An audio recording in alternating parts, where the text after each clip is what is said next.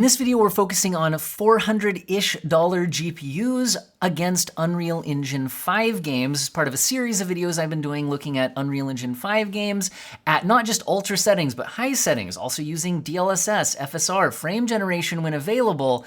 All of that at different price points, and again, so many games will be using Unreal Engine 5. I think this is interesting to investigate. And why these GPUs specifically? Well, we're looking at the 4060 Ti, which is an 8GB card, although they did launch a 16GB version, which is significantly more expensive. And then we have AMD's alternative with the 7700 XT, which is a 12GB graphics card, and again, AMD, so you'll have different features like you'll have FSR instead of DLSS, which can do a similar thing in boosting performance by lowering the internal rendering resolution, but tends to be a little less stable on things like foliage, can be a little hard to pick up in YouTube videos. And what are these GPUs actually priced at in the current market? Well, if I wanted to buy a 7700 XT new, that would be about $440 on the cheapest models, and going up from there. They launched with a $450 MSRP.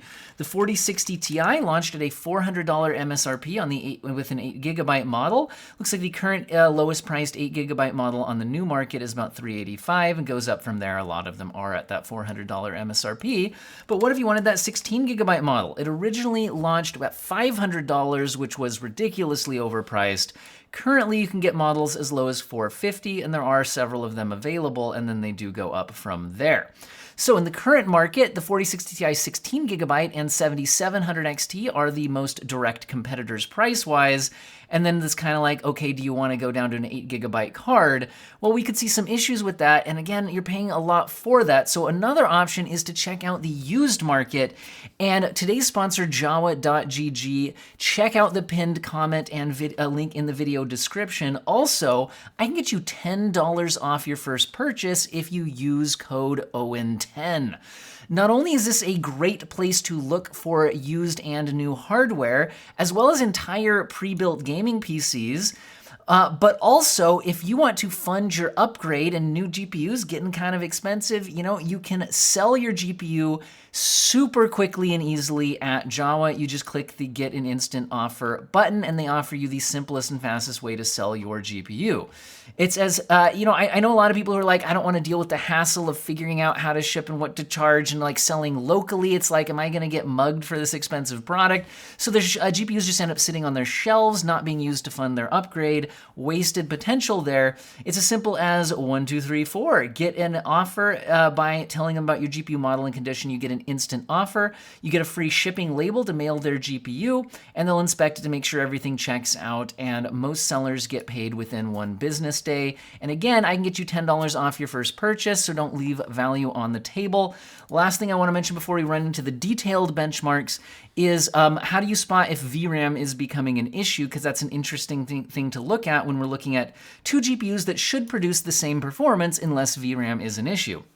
Well, first you look at, are they producing the same performance? For example, here, we're actually seeing an 18% performance advantage in the averages for the 4060 Ti 16GB versus 8GB, whereas that wouldn't be happening if you took a look at a game that wasn't trying to use more than 8GB of VRAM. Also, if you look at the stats up here, we have the memory total system allocation for the GPU memory, versus the per process usage reported, as well as you can look at system RAM, total system allocation versus per process usage.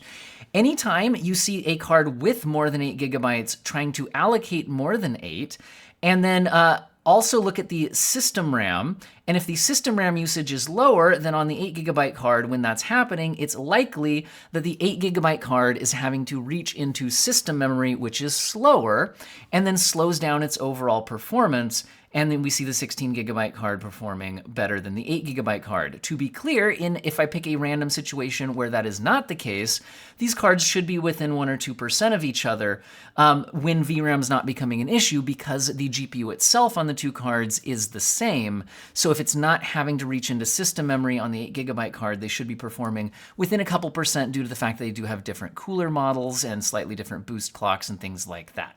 Anyway, let's jump into the detailed benchmarks, and then I'll give you some final thoughts at the end. Let's start out in Talos Principle 2, where we can see at 1440p max settings The game wants to use more than 8 gigabytes of VRAM, which is why we're seeing a 17% advantage for the 16 gigabyte 4060 Ti over the 8 gigabyte card.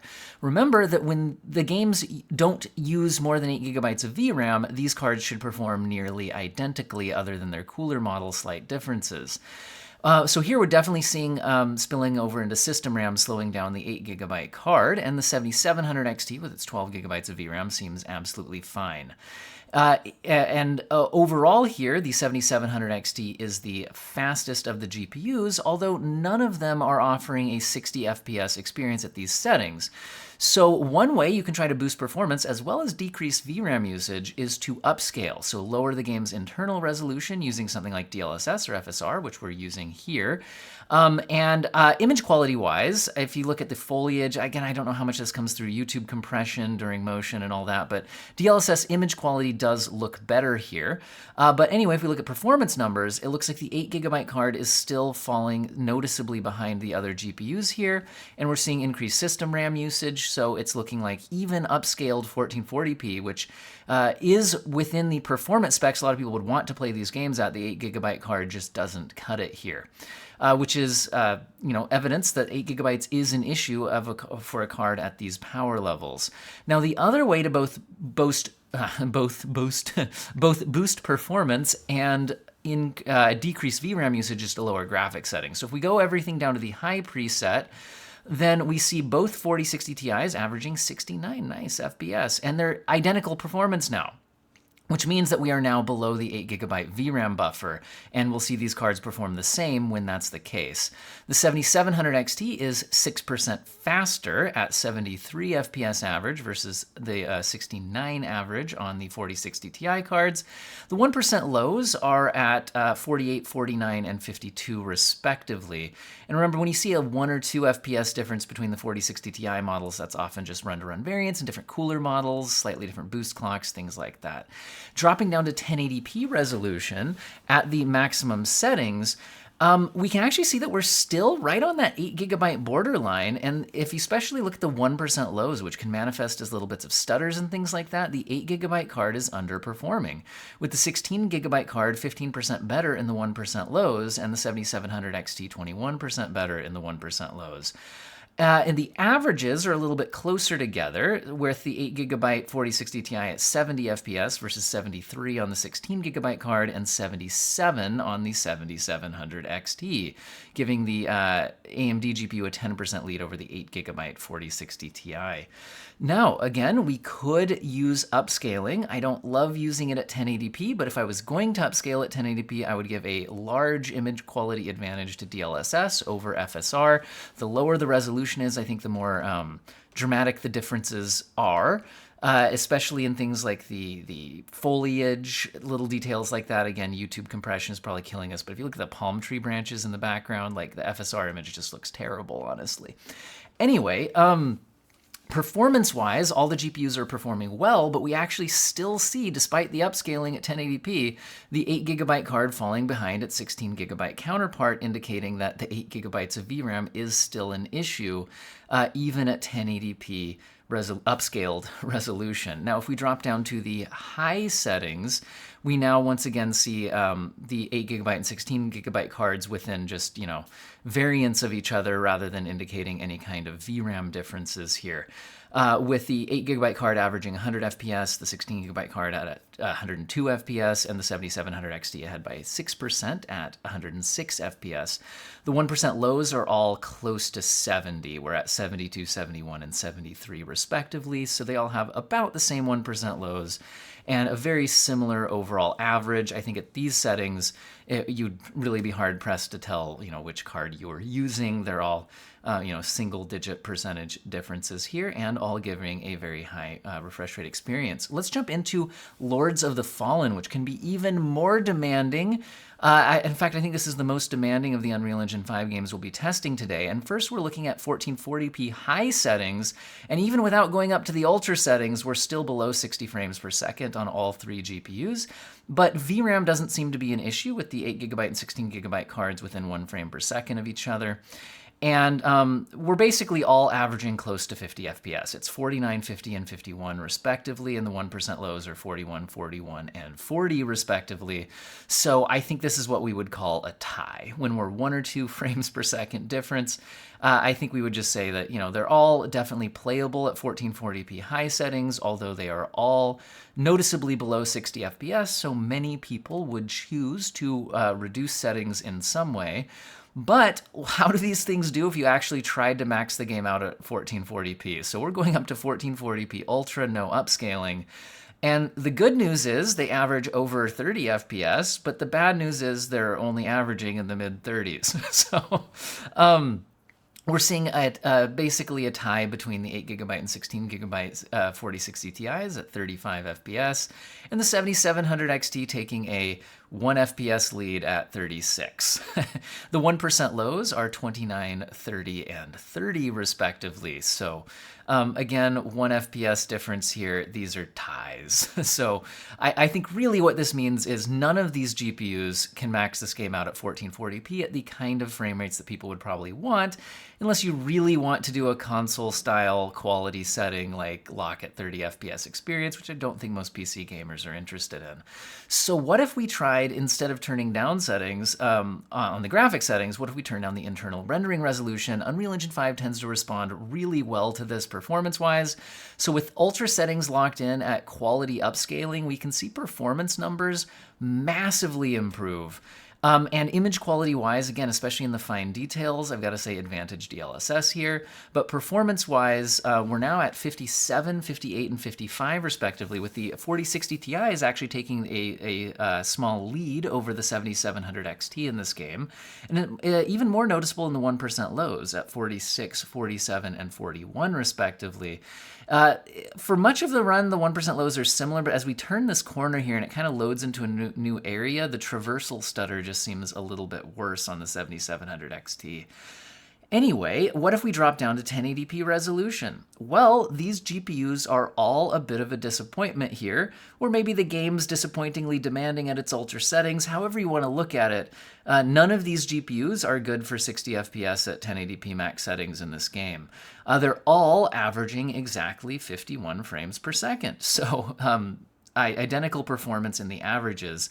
We get a bit of a different separation in the 1% lows. Again, it mostly comes as we round this corner near the end of this benchmark section that I'm doing, where we seem to get slightly more traversal stutter on the 7700 XT versus the two NVIDIA GPUs, getting us 43, 42, and 39 respectively in the 1% lows.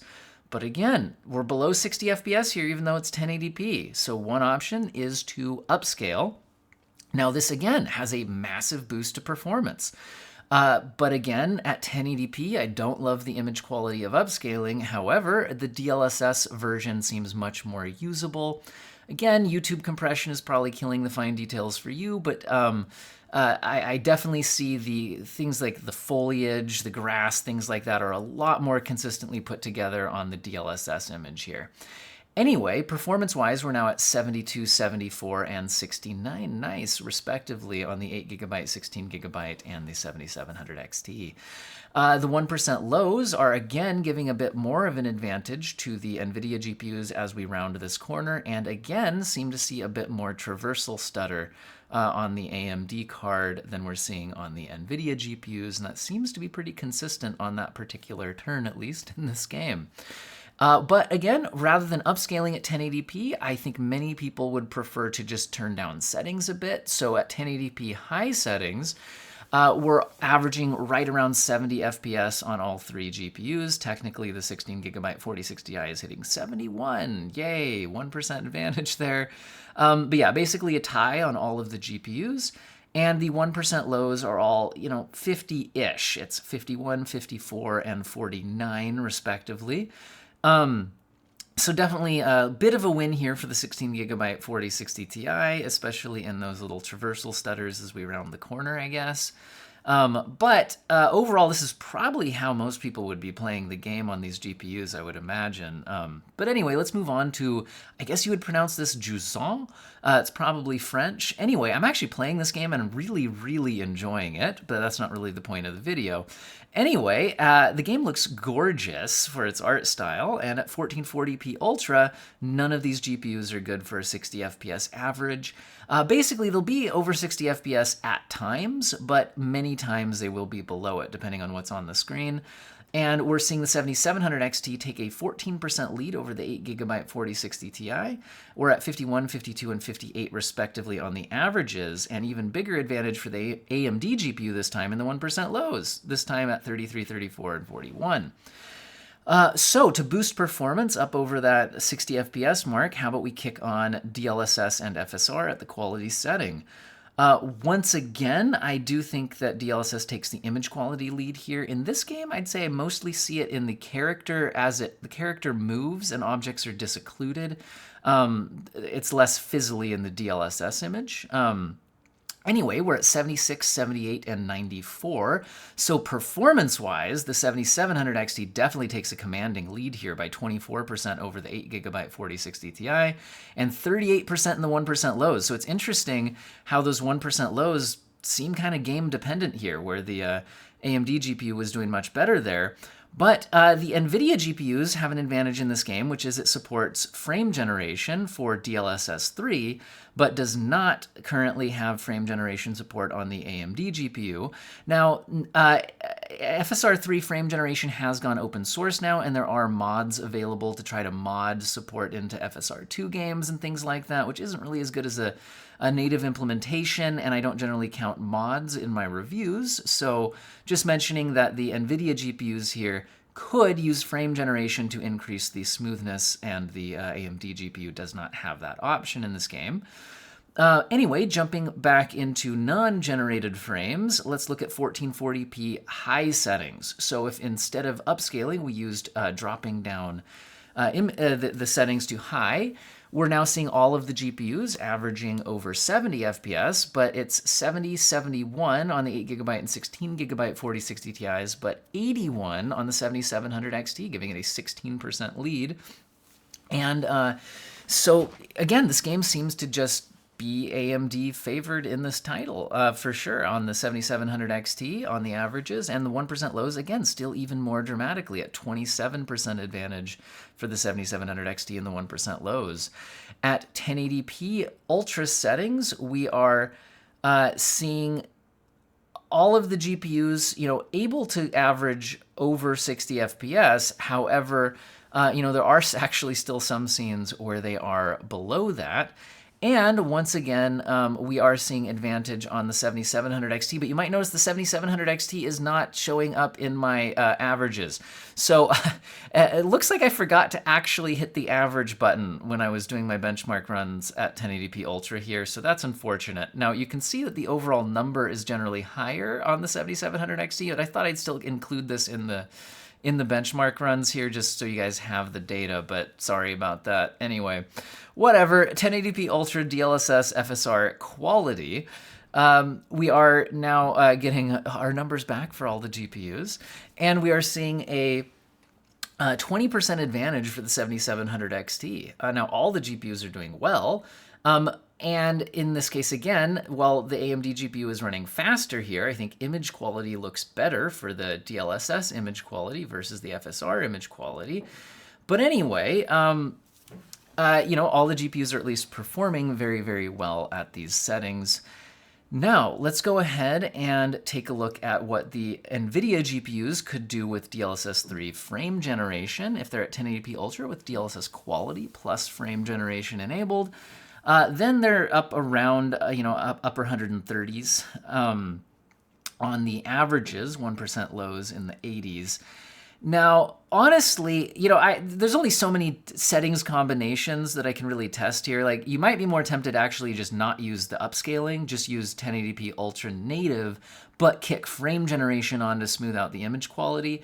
It's just there's only so many combinations I can afford to test here, because then you wouldn't have to upscale at 1080p, but you'd get the smoothed out motion with the frame generation. But anyway, At 1080p high settings, no upscaling, so image quality should be the same between all the GPUs. We see the 7700 XT take a 17% lead over the 8GB 4060 Ti.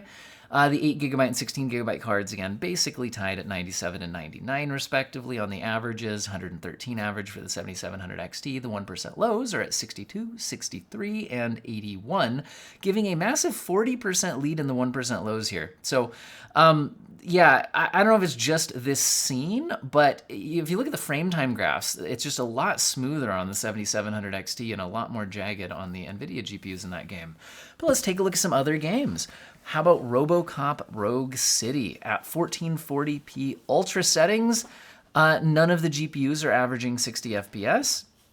However, they're certainly playable with averages of 46, 47, and 51 respectively. However, this is a first-person shooter, so I think a lot of people would be looking for more.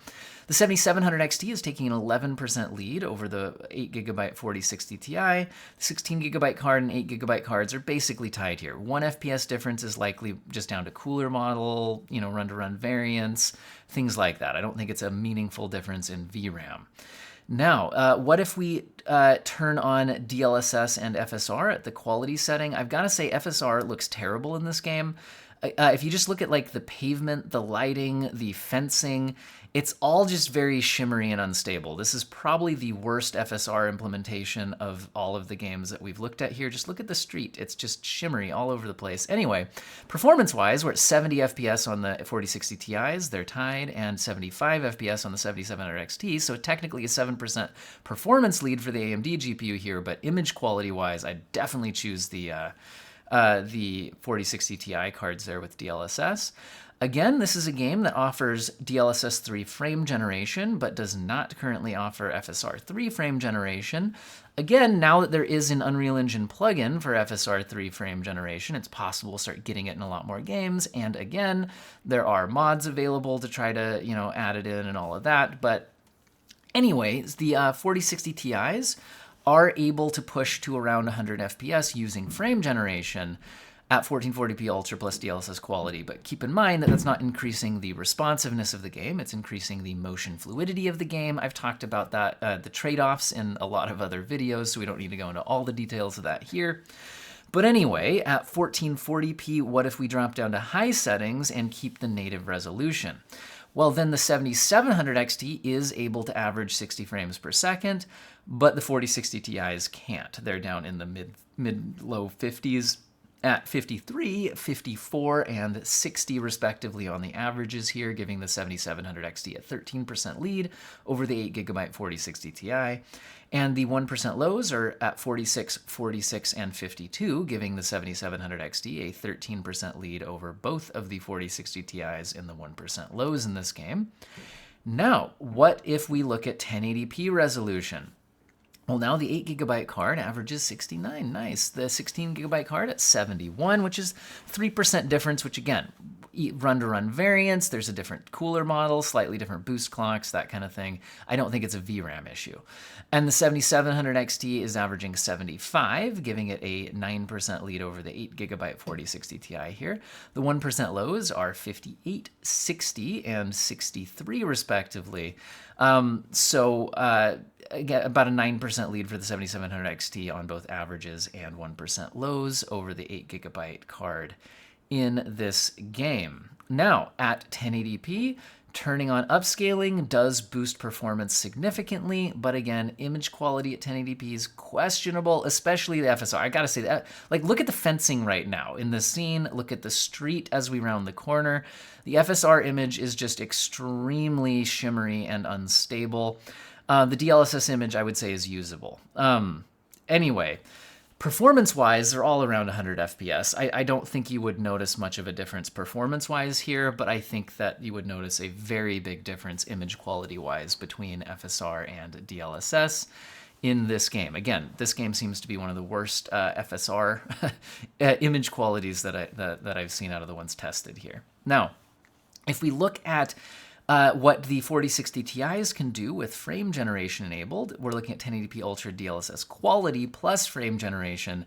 They're hitting around 140 FPS. So if you had a high refresh rate 1080p monitor, this would be a good way to take advantage of it. Again, the general caveats apply to the frame generation. Like if you had 140 FPS natively without frame generation, it would look and feel better than this, right? But this is still going to help smooth out the motion on a high refresh rate display.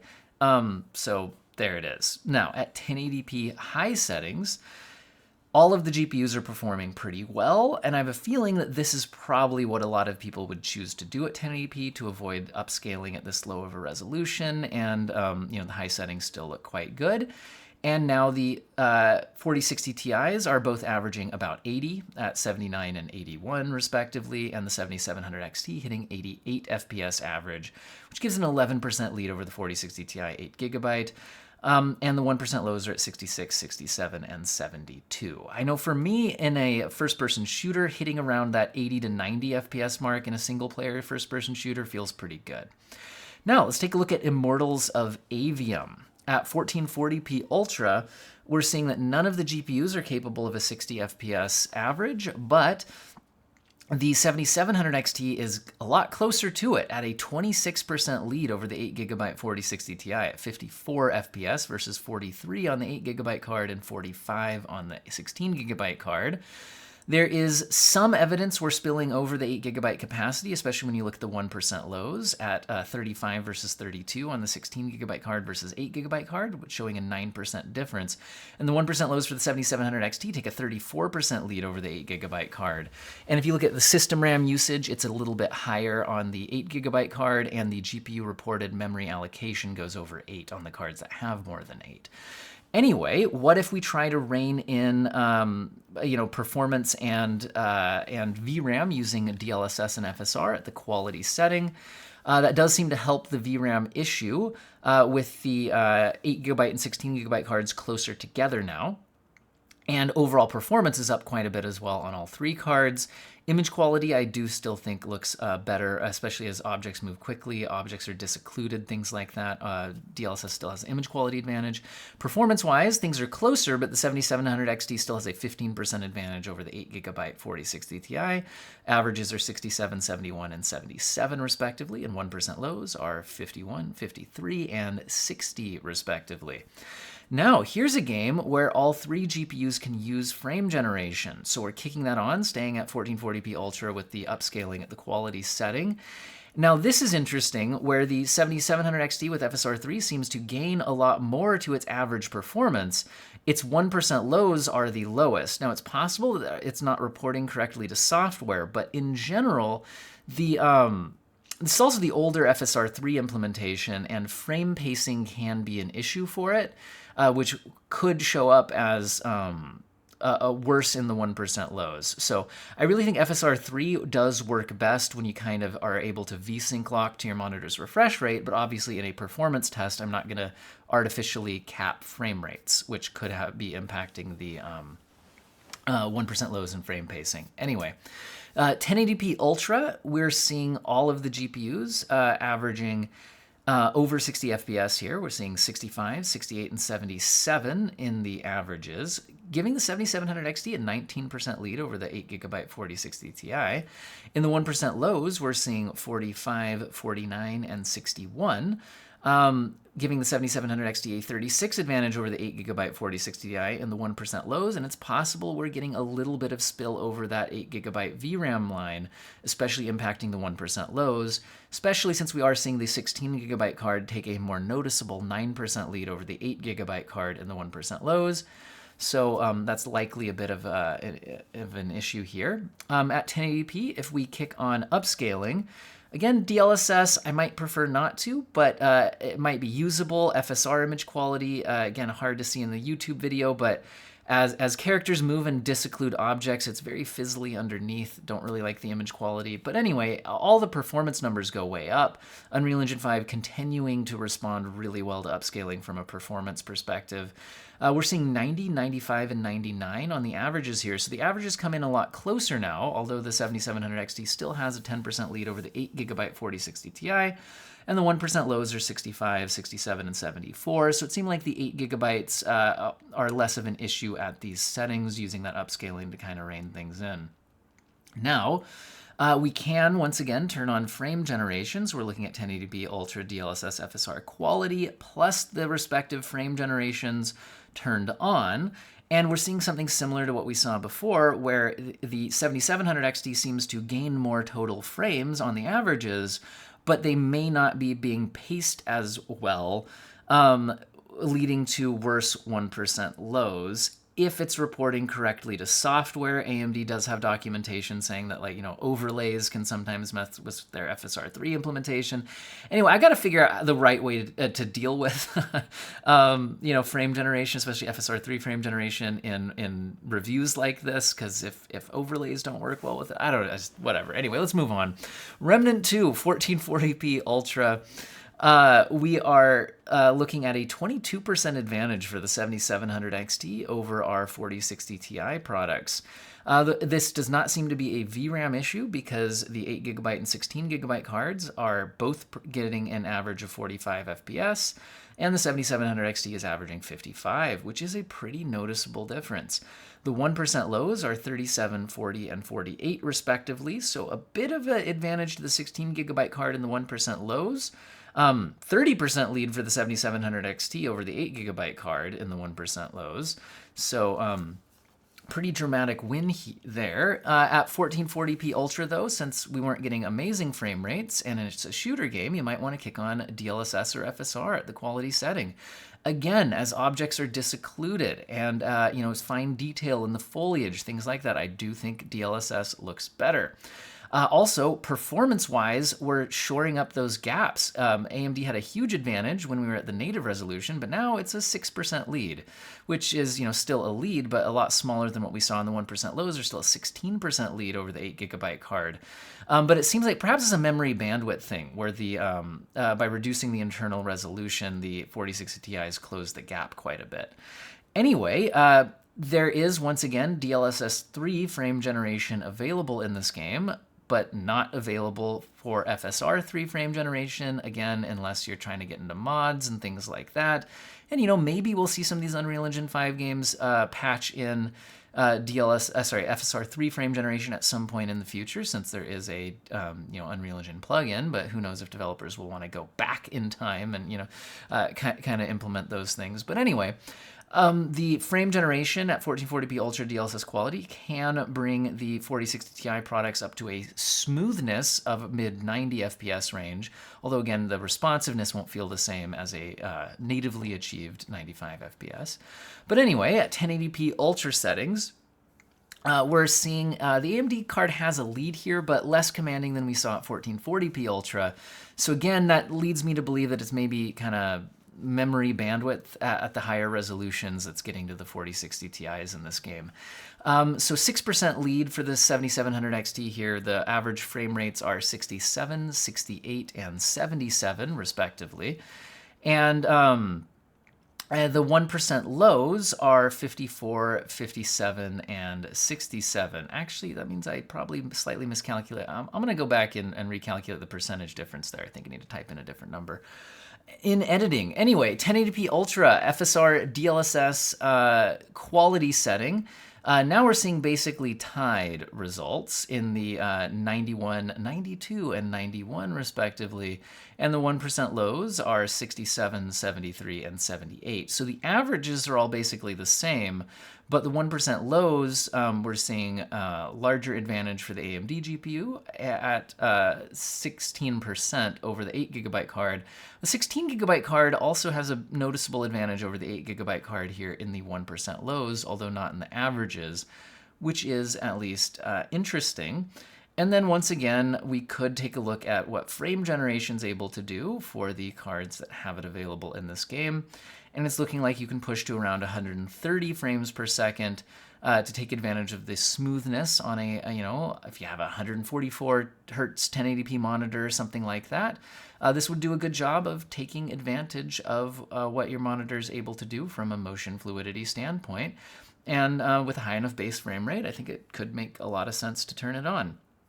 Again, keep in mind that a natively achieved 130 FPS would look and feel better, but this would still look smoother than if you didn't have frame generation turned on.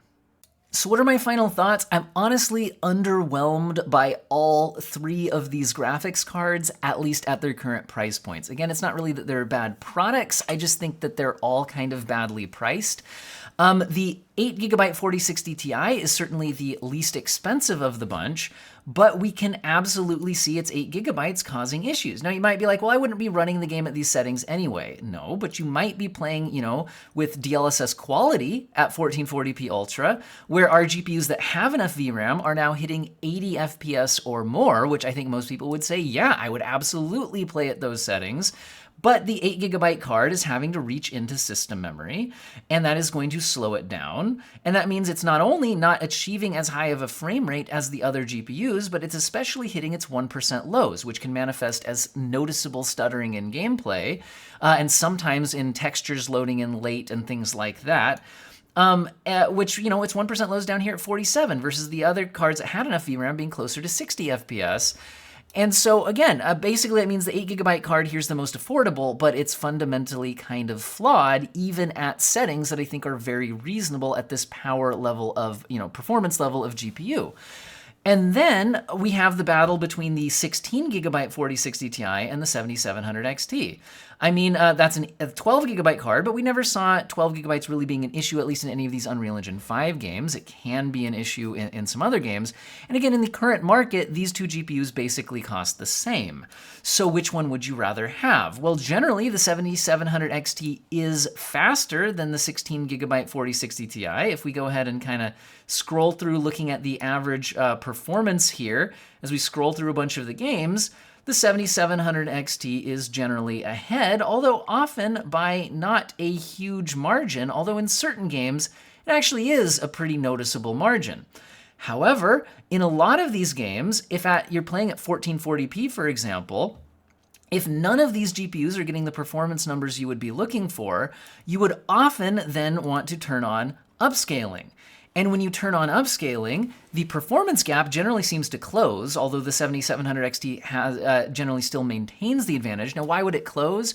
By lowering the internal rendering resolution, I think you're reducing the impact of the low memory bandwidth on the 4060 Ti. And so I think it's kind of catching up a little bit in performance as resolutions drop. I think that's why that's happening. But again, even if the 4060 Ti is behind here, it now often has a significantly better image quality because DLSS does look better, especially the lower your rendering resolution. Even at 1440p, I think the quality setting of DLSS is often just kind of an automatic, yes, I'd turn it on because for the minor image quality issues, you get a massive performance benefit. Whereas oftentimes with FSR, I would leave this setting turned off because I don't know how much this comes through the YouTube compression, but like the street here looks very flickery on FSR. The grading in the fences and things like that is going to look very flickery in FSR. Look at this truck grill, things like that. It's just significantly better image quality in motion and DLSS. Now, granted, this game is particularly bad for the FSR image, but what this means is that at these settings I would actually use the graphics card on, which in these Unreal Engine 5 games would often include upscaling because the performance responds so well to upscaling and the performance demands are so high without it. I would often be happier, I think, playing on the card that has the better upscaler. But that, again, makes me not feel super happy with either of these products because, again, the 7700 XT performs better overall, but the 4060 Ti has the better upscaler, and then none of these games used hardware accelerated ray tracing. So if you then look at this outside of the Unreal Engine 5 isolated market, where they could use hardware accelerated lumen, some games do, but none of these 6 that I chose do. But if we look at some of my other testing I've done between these GPUs, it shows a couple of the other things to consider. One is ray tracing, where in heavier ray tracing implementations, the 4060 Ti 16GB is taking a very noticeable lead over the 7700 XT, and we're hitting frame rates where you possibly would want to actually be using that ray tracing feature because it's very playable and good frame rate. So yeah, and it improves the image quality. So kick it on. But this also shows off the other elephant in the room, which is cards like the 7800 XT and even NVIDIA's 4070 aren't priced too much above these 4060 Ti 16 gigabyte and 7700 XT products, and they can give you a large performance advantage. If we hop into that pricing, we can see the 4070 has some cards down about $535, and we can see the 7800 XT currently has looks like as low as $510. So, and the other thing, elephant in the room here, is we're expecting 40 Super Series cards to be launching anytime now. Now, those aren't going to affect this, aren't happening in this $400-ish price class. But if they put downward pressure on cards like the 7800 XT, then I would hope that that pushes the pricing down on the cards we're actually testing in this video. Because like I'm saying here, all of these cards feel a little bit underpowered for native 1440p gaming in the most demanding, new AAA games. And then, so you're spending a lot of money for that, right? So I think the price needs to come down on these for me to really feel good about any of them. And I honestly don't think that I recommend buying any of these right now until we see if this Super Series does indeed put downward pressure on GPU pricing in general, maybe in this price class. So that's my kind of final thoughts on all of that. And if you do want to buy something right now, again, the used market might be a better place to look. And again, I can get you that $10 discount if you shop at jawa.gg following the link in the pinned comment and video description. So huge thank you for today's sponsor, Jawa, and huge thank you to my channel members and subscribers. Channel members hitting the join button to directly support the channel financially is just absolutely amazing. Huge thank you. I hope all of you have a fantastic day.